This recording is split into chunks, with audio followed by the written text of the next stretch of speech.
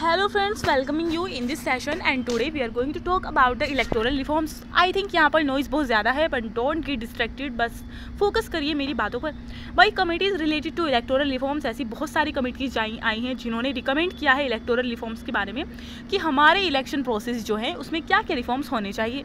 ठीक है, तो सबसे पहले जॉइंट पार्लियामेंट्री कमेटी बनी थी भाई इलेक्शन लॉज के अमेंडमेंट के ऊपर, और वो 1971 से 1972 के बीच में बनी थी। ठीक है, देन आफ्टर दैट थारकुंडी कमेटी बनी थी 1974 में जयप्रकाश नारायण जी की सरकार में। सॉरी वन मिनट, ये जो थारकुंडी कमेटी है, ओके, जयप्रकाश नारायण ने इसे एमरजेंसी वाले जो पीरियड था उसमें बनवाया था। ठीक है, ऐसे अपॉइंट किया था 1974 में। जॉइंट पार्लियामेंट्री कमेटी जो बनी थी वो तो 1971 यानी इंदिरा गांधी जी की सरकार में बनी थी।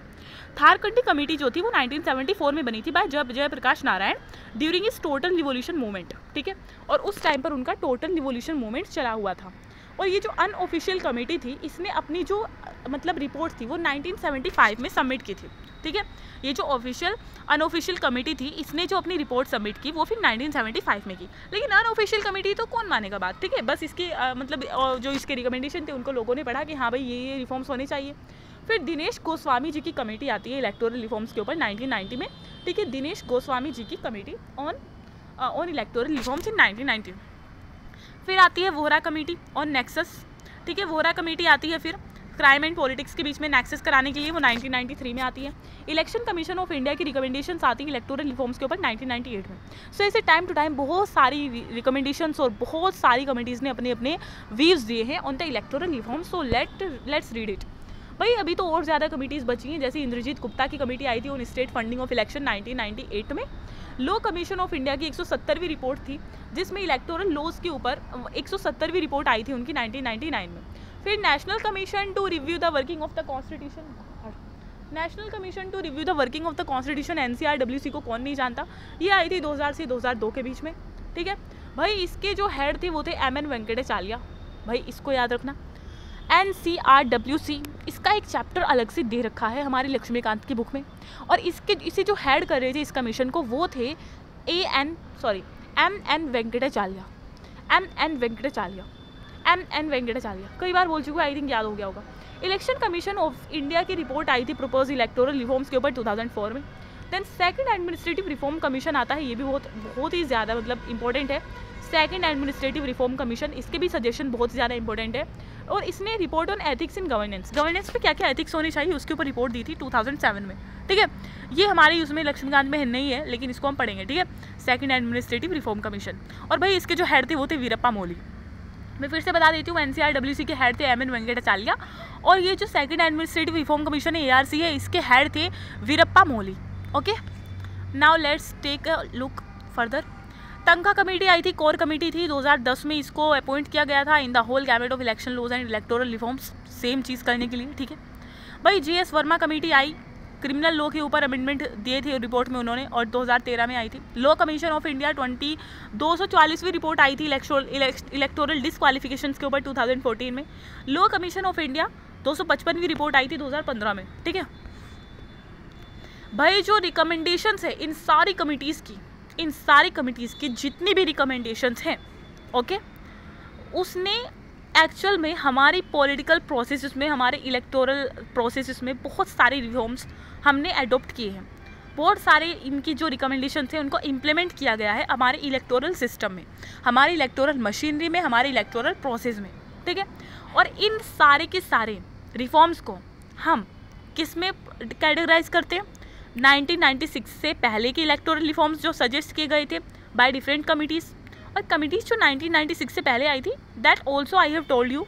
ठीक है, और 1996 के बाद क्या इलेक्टोरल रिफॉर्म्स आए हैं, फिर इलेक्टोरल रिफॉर्म एक तो 1996 में क्या रिफॉर्म्स आए हैं, 1996 से पहले क्या रिफॉर्म्स आए, 1996 के बाद क्या रिफॉर्म्स आए हैं, और 2010 से क्या क्या रिफॉर्म्स सजेस्टेड किए जा रहे हैं। That's all we are going to talk about in this lecture. So let's start. भाई हम सबसे पहले देखते हैं इलेक्टोरल रिफॉर्म्स क्या थे 1996 से पहले। ठीक है, अगर मैं बात करूं तो वोटिंग एज को जो रिड्यूस किया गया था, ठीक है, याद करिए राजीव गांधी जी की सरकार थी। Yes I think I am right. ठीक है, तो भाई राजीव गांधी जी की सरकार थी 1987। ठीक है, भाई उसमें ये आता है और फिर 1988 में इसको क्या करते हैं, इस अमेंडमेंट एक्ट को क्या किया जाता है, इम्प्लीमेंट किया जाता है। और 61st अमेंडमेंट एक्ट था ये, 61st कॉन्स्टिट्यूशनल अमेंडमेंट एक्ट 1988। इसमें 18 साल कर दी जाती है वोटिंग एज घटाकर 21 से, ठीक है, दोनों असेंबली इलेक्शन, लोकसभा इलेक्शन दोनों के लिए, ठीक है। और भाई इससे हमारा क्या था, जो पहले अनप्रेजेंटेड यूथ थी, ठीक है, अब बच्चे बहुत जल्दी मैच्योर हो जाते हैं, ये बात हकीकत है। अब 21 साल तक तो मतलब बच्चे खासे मैच्योर हो चुके होते हैं, 18 साल में इवन मैच्योरिटी आ जाती है। तो इसीलिए जो अनप्रेजेंटेड यूथ थी 18 साल की, उसको जो है रिप्रेजेंट किया गया, वो पार्टिसिपेट करने लगी पॉलिटिकल प्रोसेस में। इसका एम ये था, और अपने ओपिनियंस को एक्सप्रेस करें, यही इसका एम था, ठीक है। फिर है deputation to election commission in 1989। भाई 1989 में क्या क्या रिफॉर्म्स हुए वो मैं बताने वाली हूँ। एक प्रोविज़न लाया गया 1989 की, सबसे पहले मैं बात कर लेती हूँ। देखो 1988 में ये 61st अमेंडमेंट एक्ट आया। इसमें क्या किया गया, जो मतलब बच्चे हैं, ठीक है, बच्चों को उनकी एज 21 से हटाकर 18 कर दी गई। तो इलेक्टोरल रोल्स में बहुत सारे मतलब चेंजेस होंगे और बहुत सारे लोगों के नाम इंक्लूड किए जाएंगे, बहुत सारों के एक्सक्लूड, सॉरी वो तो वैसे हर साल होता ही है, लेकिन फिर भी बर्डन बढ़ गया है ना, एक तरीके से बर्डन जो है इट हैज़ इंक्रीज। सो अब क्या प्रोविज़न लेकर आया गया 1989 में ही, ये कहा गया कि भैया देखो, जितने भी ऑफिसर, जितने भी स्टाफ जो इलेक्टोरल प्रोसेस में, इलेक्टोरल रोल्स में, जो इलेक्टोरल रोल्स पता है ना, लिस्ट होती है जिसमें वोटर्स के नाम लिखे होते हैं, जो प्रिपेयर करेंगे इलेक्टोरल रोल्स को, रिवीजन करेंगे, करेक्शन करेंगे, वो सब के सब डेपुटेशन पर होंगे टू द इलेक्शन कमीशन। मतलब उन सबको काम पर किसने लगाया हुआ है, इलेक्शन कमीशन ने काम पर लगाया उनको, ठीक है। ये कहा गया 1989 में, because they are working under the election commission. और ये जो डेपुटेशन है भैया, ये तब तक रहेगा जब तक ये employment in this task, this deputation last for the duration of their employment in this task, जब तक ये टास्क कंप्लीट नहीं हो जाता, ठीक है, ये डेपुटेशन तब तक रहेगा। और भाई इस पीरियड के दौरान सारे पर्सनल, जितना भी स्टाफ है, ऑफिसर है, वो सब किसके कंट्रोल में, किसके सुपरिंटेंडेंस में, किसके डिसिप्लिन में काम कर रहे होंगे, इलेक्शन कमीशन के। That was the deputation. और 1 मिनट, ये 1996 से पहले का रिफॉर्म है, ठीक है, ठीक है। इंक्रीज इन नंबर ऑफ प्रोपोजर्स, भाई मतलब जो रिफॉर्म्स आए थे उसको देखते हुए हमने क्या किया, 1989 में ही क्या किया, पहले लेजिस्लेटिव काउंसिल में, ठीक है, इलेक्टर्स चाहिए होते थे एज प्रोपोजर्स, ठीक है। मतलब जब कोई नॉमिनेशन पेपर भरने जाता है तो उसको कम से कम एज इतने मेंबर तो लेकर आने चाहिए कि देखो भाई ये लोग चाहते हैं कि मैं जो हूँ इसमें नॉमिनेशन पेपर फिल करूँ, ठीक है। राज्यसभा के लिए और स्टेट लेजिस्लेटिव काउंसिल के लिए उनको बढ़ा दिया गया, ठीक है। अगर आप राज्यसभा के लिए लड़ने जा रहे हो इलेक्शन, या फिर काउंसिल, लेजिस्लेटिव काउंसिल के लिए लड़ने जा रहे हो, तो उसमें प्रोपोजर की संख्या बढ़ा दी गई, ठीक है। अब भाई ये रिक्वायरमेंट जो है वो 10% बन गई of the electors of the constituency और 10 such electors whichever is less. या तो उस कॉन्स्टिट्यूएंसी के 10% इलेक्टर होने चाहिए, 10% इलेक्टर पता है ना, जिस कॉन्स्टिट्यूएंसी से आप जा रहे हो, ठीक है, उसके 10% इलेक्टर होने चाहिए, या उनके नंबर 10 होने चाहिए, जो भी पहले हो, ठीक है। या तो 10 लोग ले आओ जो कह रहे हो कि हाँ भाई इनको बना दो राज्यसभा का मेंबर, या इनको बना दो लेजिस्लेटिव काउंसिल का मेंबर, या तो वो 10 होने चाहिए या 10% होने चाहिए of the total electors of the constituency. I hope this is clear now. और जो पर्पस था इसका वो क्या था कि नॉन सीरियस कैंडिडेट्स जो आते हैं उनको रोकना, ठीक है, ताकि वो खाम खा जाते हैं कोई पर्चा भरने के लिए, जबकि उनको पता नहीं है कि मतलब क्या होना है क्या नहीं, तो नॉन सीरियस कैंडिडेट्स को रोक सके, इसलिए प्रोविज़न लेकर आया गया था। अब भाई इलेक्ट्रॉनिक वोटिंग मशीन की मैं बात कर लेती हूँ। 1989 में एक प्रोविज़न आता है जिसमें EVM का यूज़ जो है इलेक्शन में उसको फैसिलिटेट किया जाए, ठीक है। 1989 में EVM सबसे पहले जो यूज़ की गई थी, एक्सपेरिमेंटली जो यूज़ की गई थी, कुछ सेलेक्टेड कॉन्स्टिट्यूएंसीज में ही की गई थी, और ये 1998 के इलेक्शन में की गई थी, ठीक है, 1998 के इलेक्शन में की गई थी। 1989 में रूल आया था कि भाई EVM का यूज़ बढ़ाया जाए सारे उसमें स्टेट्स में, और 1998 में फर्स्ट टाइम इलेक्शन में यूज़ की गई। और कहाँ के इलेक्शन में यूज़ की गई, राजस्थान के असेंबली इलेक्शन में सबसे पहले EVM का यूज़ हुआ, ठीक है, MP के और दिल्ली के, राजस्थान, MP, दिल्ली। और जो फर्स्ट फुल स्केल जो इसका यूज़ हुआ, ठीक है, EVM का, वो एंटायर स्टेट ऑफ गोवा में हुआ इन 1999। अभी यहाँ पर कहाँ पर हुआ था, सबसे पहले 1999 में हुआ था, ठीक है, of the general election for the entire state of Goa in 1999, okay. भाई बूथ कैप्चरिंग की अगर मैं बात करूँ तो उससे रिलेटेड क्या आया था, देखो भाई 1989 में ही प्रोविज़न आया। भाई 1996 की से पहले की मैं बात कर रही हूँ, ठीक है। अब मेरी समझ में ये नहीं आ रहा कि ऐसी कौन सी कमेटी थी, मैं भूल गई कि कौन सी ऐसी कमेटी थी जो इतनी अच्छी अच्छी रिफॉर्म सजेस्ट करके चली गई। 1989 में सबको एक साथ ही इम्प्लीमेंट कर दिया गया, है ना। वेल 1989 की अगर मैं बात करूँ तो एक प्रोविजन और लेकर आया गया था, एडजर्नमेंट ऑफ पोल्स और the countermanding of elections in case of booth capturing. अगर बूथ कैप्चर हो जाता है बाय एनी हाउ तो भैया दोबारा होंगे इलेक्शन, ठीक है। बूथ कैप्चरिंग में क्या क्या होता है, मतलब दोबारा होंगे, मतलब कैंसिल हो जाएंगे इलेक्शन उसी टाइम पर।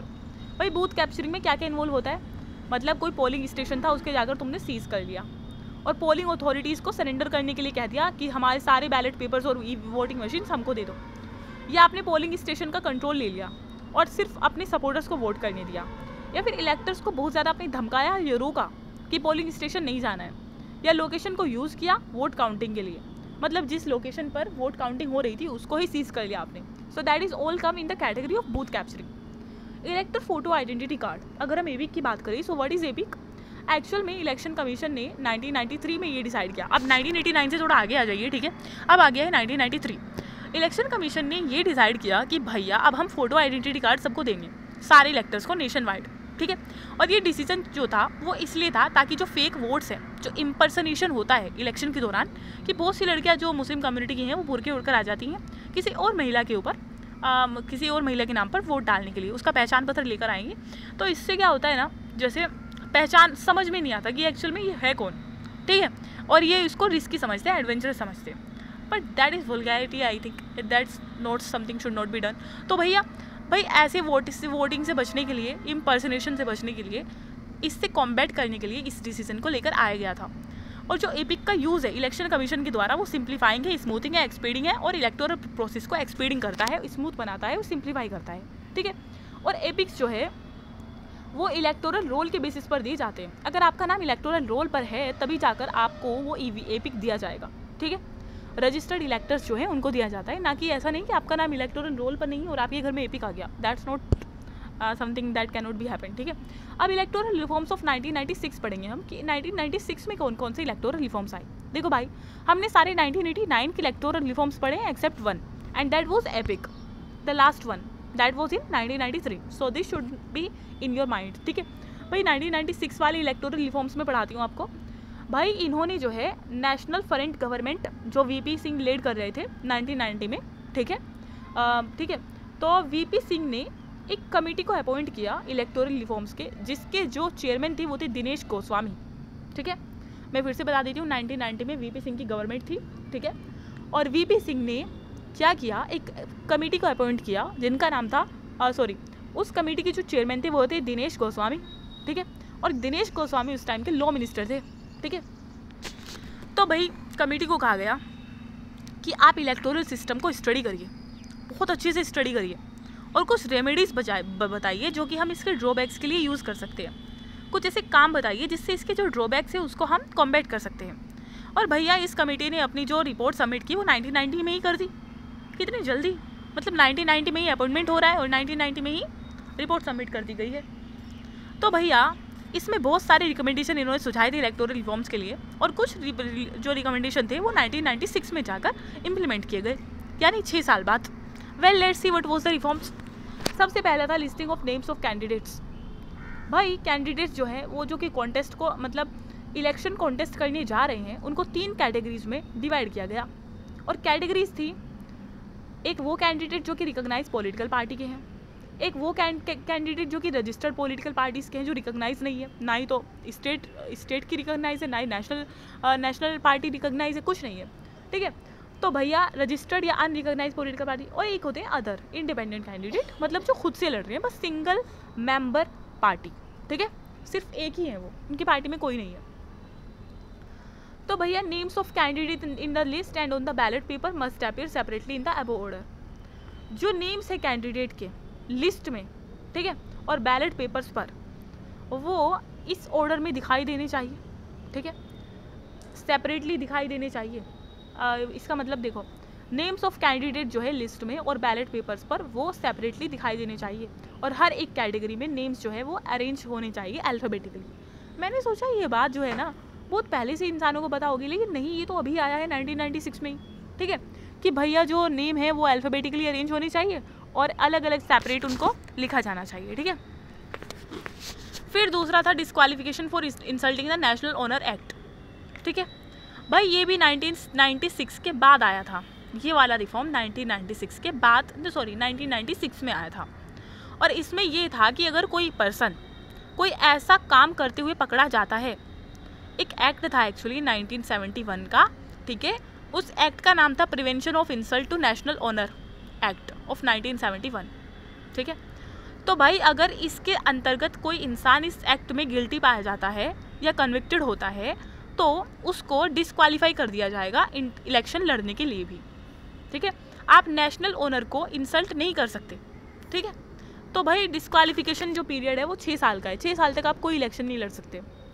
और ऑफेंसेस क्या है, अगर आपने नेशनल फ्लैग को इंसल्ट किया है, ये सारे नेशनल ओनर एक्ट के अंतर्गत आते हैं कि नेशनल फ्लैग को इंसल्ट किया है, कॉन्स्टिट्यूशन ऑफ इंडिया को इंसल्ट किया है, या नेशनल एंथम को सिंग करने से आपने मना कर दिया है, not national song, only national anthem. National anthem को सिंग करने से आपने मना कर दिया है, इंसल्ट किया है फ्लैग का और कॉन्स्टिट्यूशन ऑफ इंडिया का, तो ऐसे में आप जो है डिस्क्वालीफाई हो जाओगे, 6 साल तक आप इलेक्शन नहीं लड़ सकते।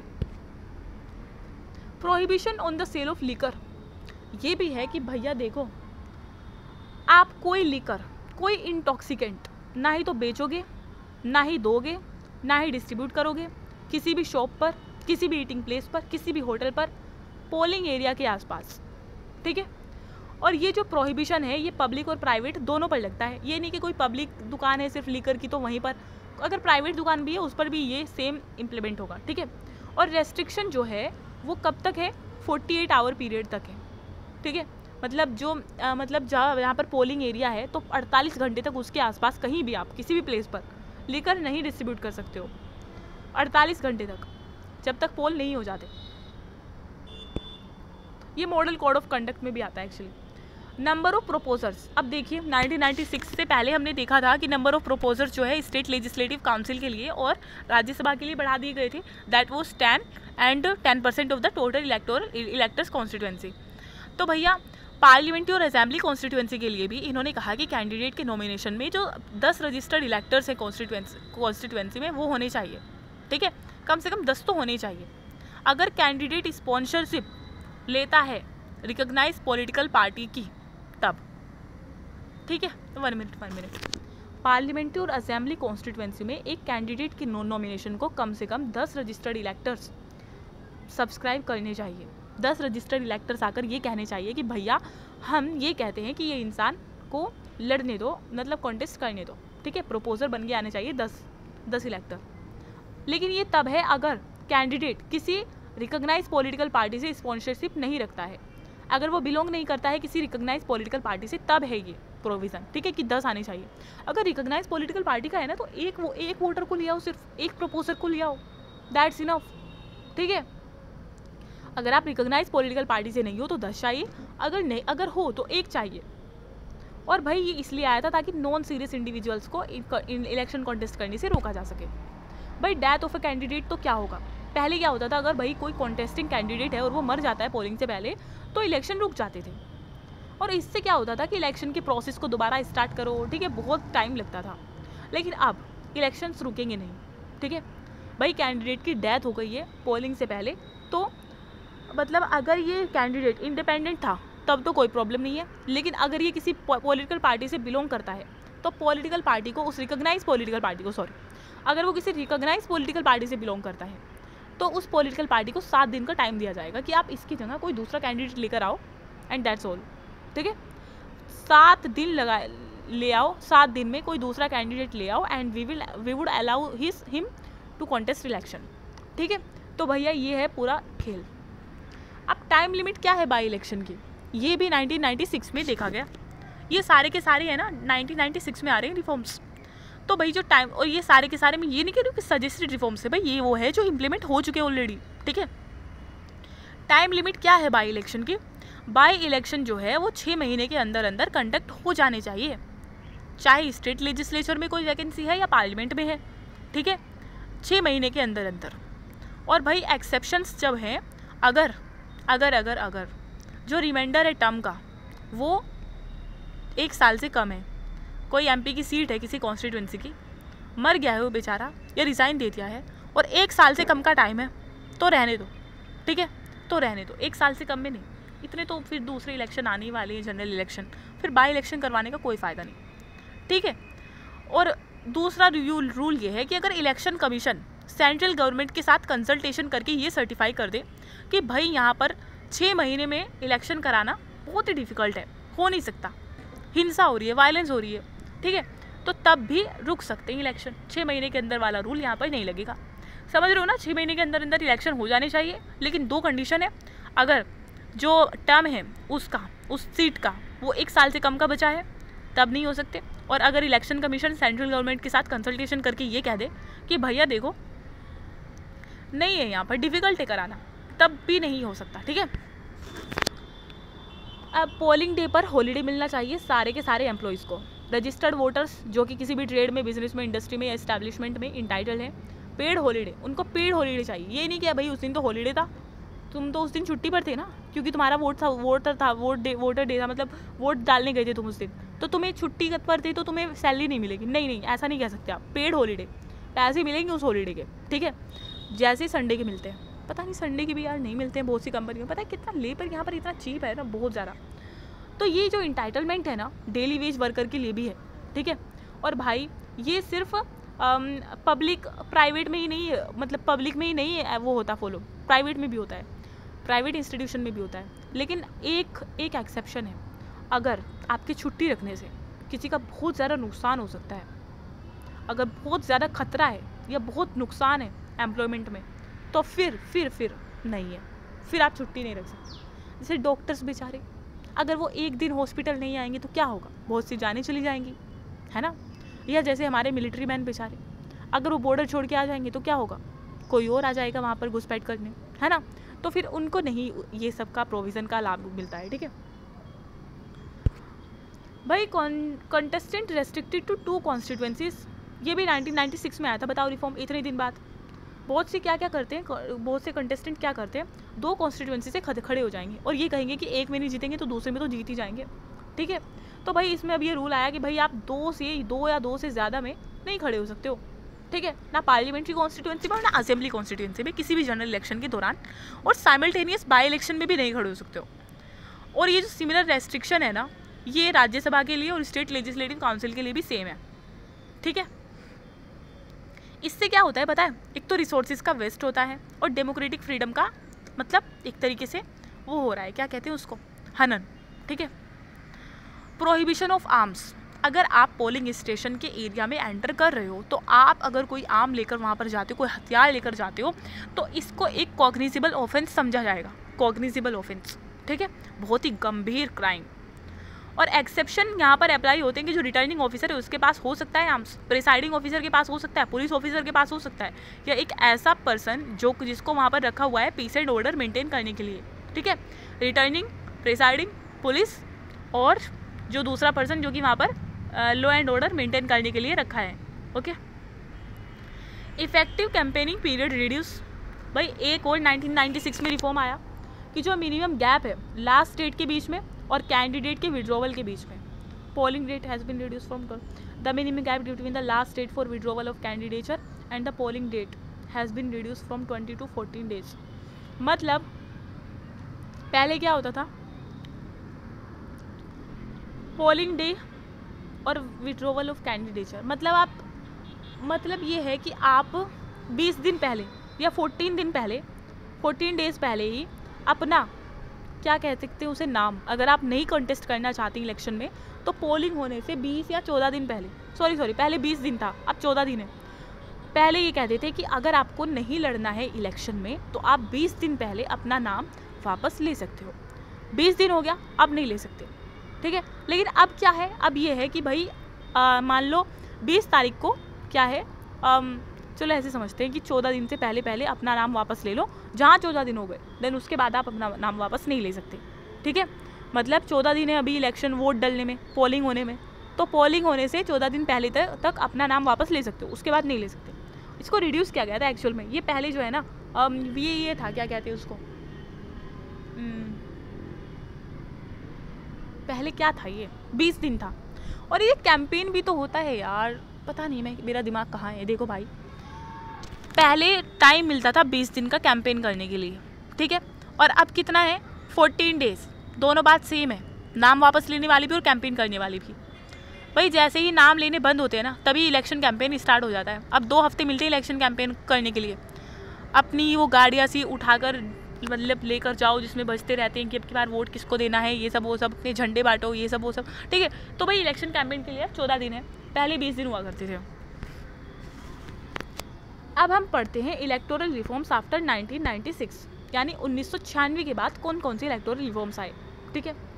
सबसे पहली बात, presidential and vice presidential elections.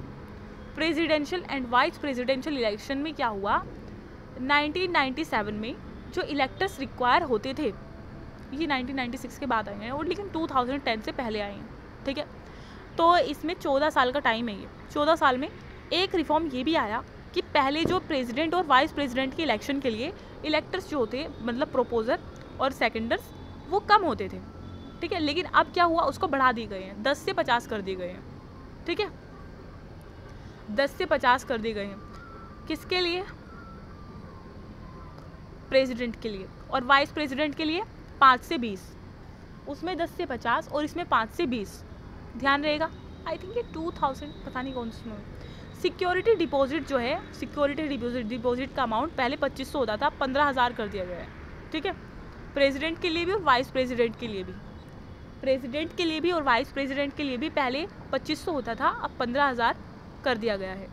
और ये जो चेंजेस है ना, इससे क्या होता है, जो नॉन सीरियस कैंडिडेट है, फ्रीवोलस कैंडिडेट्स हैं, उनको इलेक्शन कंटेस्ट करने से रोका जाए, इसलिए। Requisitioning of staff for election duty. Election duty के लिए स्टाफ को रिक्विजिशन करना, ठीक है। 1998 में एक प्रोविज़न आया जिसमें ये कहा गया कि एम्प्लॉयज़ जो हैं वो डिफरेंट एंटिटीज़ से इलेक्शन ड्यूटी के लिए आएंगे, ठीक है। और ये एम्प्लॉयज़ होंगे लोकल अथॉरिटीज़ के, नेशनलाइज बैंक्स के, यूनिवर्सिटीज़ के, LIC गवर्नमेंट अंडरटेकिंग्स और दूसरे गवर्नमेंट एडेड इंस्टीट्यूशंस। जैसे आपने सरकारी स्कूल में देखा होगा कि सरकारी स्कूल के टीचर्स को जब कहीं पर वो होता है, क्या कहते हैं, इलेक्शन हो रहे होते हैं, तो वहाँ पर उनकी ड्यूटी लगाई जाती है ना। तो वही बात है कि अब उनको डेप्यूट किया जाएगा या अब उनको एम्प्लॉय किया जाएगा, ठीक है। लोकल अथॉरिटीज़ के मेंबर्स, नेशनलाइज बैंक्स के मेंबर्स, यूनिवर्सिटीज़ के, LIC के, गवर्नमेंट अंडरटेकिंग्स के और दूसरी गवर्नमेंट एडेड इंस्टीट्यूशंस के। और ये जो एम्प्लॉयज़ होंगे वो इलेक्शन ड्यूटी के लिए भी एम्प्लॉय हो सकते हैं, डिप्लॉय किए जा सकते हैं, ठीक है, as needed. Voting through postal ballot. अब हम देखते हैं कि पोस्टल बैलेट के बारे में क्या रिफॉर्म आया था आफ्टर 1996। 1999 में ये प्रोविज़न लाया गया कि कुछ सर्टेन क्लासेस ऑफ पर्सन जो हैं वो पोस्टल बैलेट के थ्रू ही अपना वोट देंगे, ठीक है। और वो क्लासेस कौन सी होंगी उसको कौन बताएगा, इलेक्शन कमीशन बताएगा in consultation with the government, ठीक है। मतलब बहुत से लोग ऐसे हैं जो EVM से अभी इतना ज़्यादा एक्वेंटेड नहीं हुए हैं, ठीक है। तो अभी क्या किया जाएगा, उनके लिए पोस्टल बैलेट ही चलाया जाएगा। Postal ballot sorry I am so sorry, मैं EVM को बीच में खींच के ले आई। पोस्टल बैलेट मतलब लेटर के थ्रू वोट, ठीक है। बहुत सारे पर्सन ऐसे हैं जिनका लेटर के थ्रू वोट लिया जाएगा, और ये 1999 में आया था ये रिफॉर्म, ठीक है। और गवर्नमेंट से कंसल्ट करके इलेक्शन कमीशन बताएगी कि ये कौन सी सर्टेन क्लास होगी।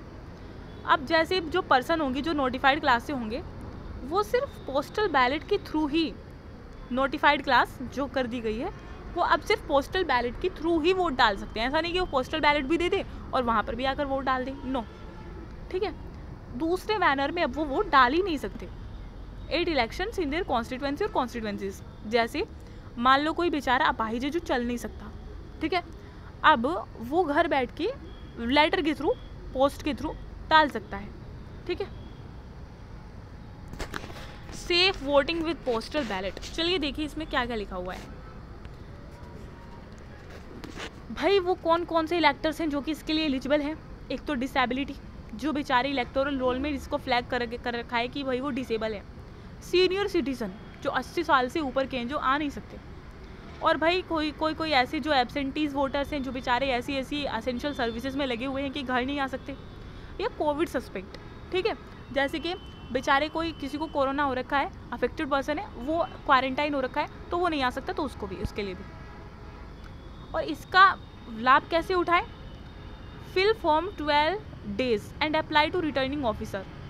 ठीक है, फॉर्म फिल करो, रिटर्निंग ऑफिसर के पास अप्लाई करो 5 दिन के अंदर अंदर नोटिफिकेशन के।